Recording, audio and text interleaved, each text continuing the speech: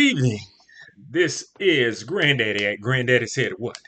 It is totally Tuesday, and we're coming to you from the SpongeBob Room, which is northwest of Shell City, right off the coast there, and southeast of Bikini Bottom. And we just want to talk to you about Totally Tuesday. And we remember we introduced this subject a couple weeks ago, where we're going to be looking at the history of man and going through that entire history and dividing it up into actually 5 parts. The last section, we talked about the history of man as it related to the Old Testament and went through many of the things in the Old Testament. The next period of man is what we call the period of God's silence. The period of God's silence. And what do we mean by that? Well, when you look at the biblical record, about 400 BC, we have the book of Malachi that was written. And after that, that closed the canon of scripture for the Old Testament period. So God is now silent. Now just think about that for a second. Think you're the nation of Israel, and for thousands of years, for generations, God has been speaking to your people. He spoke to Noah. He spoke to Abraham. He spoke to Moses. He has been speaking through the prophets and the priests. He's had a relationship and communicated with David and Daniel and all of these people.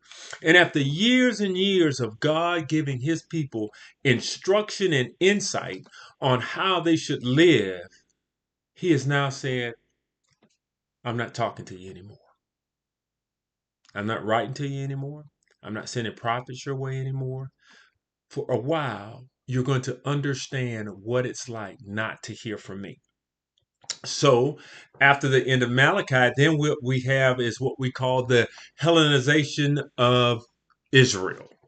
We have our friend Alexander the Great of Greece, who through his armies conquered Europe, Asia Minor, and then moving into that part and actually ultimately attacking and overrunning Jerusalem. This began the spread of what we call the Greek influence and culture in all the languages. As you might remember or heard that like the Old Testament scriptures were in what they call the Septuagint, the 70. That's what that word means. It was actually written in translated from Arabic and Aramaic, those languages, into Greek. And many people spoke Greek. Once we got into the New Testament, you see many of the writers are writing in Greek. It became the language. And this takeover by Alexander the Great was also prophesied in the book of Daniel. So the Greeks are in charge for a while. And then we move into what we call the Maccabean revolt. This revolt happened in 167 and 160 BC, and it was a Jewish uprising against the Greek rule.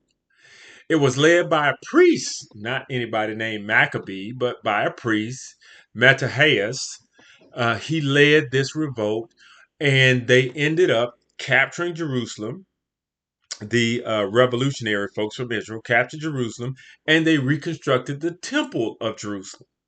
From there, then we have even the further decline of the Greek influence, Greek control, as the Romans then begin to take over Europe, Eastern Europe, and then moving down into Asia Minor.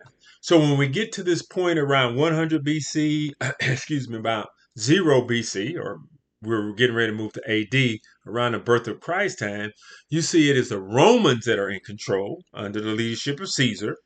We see that God has not been speaking to the people at all. But now we're going to move into that New Testament period when we have this prophet that comes on the scene by the name of John the Baptist. So next week, we're going to be talking about the New Testament period. We've done the Old Testament, we've done the period of God's silence, and next Tuesday we'll be talking about the New Testament period. So please join us on Granddaddy Said What, as we discuss the 5 major periods in church history. And as always, if you like what you hear, please share it with a friend and follow me on Instagram at RT Darville or on Facebook.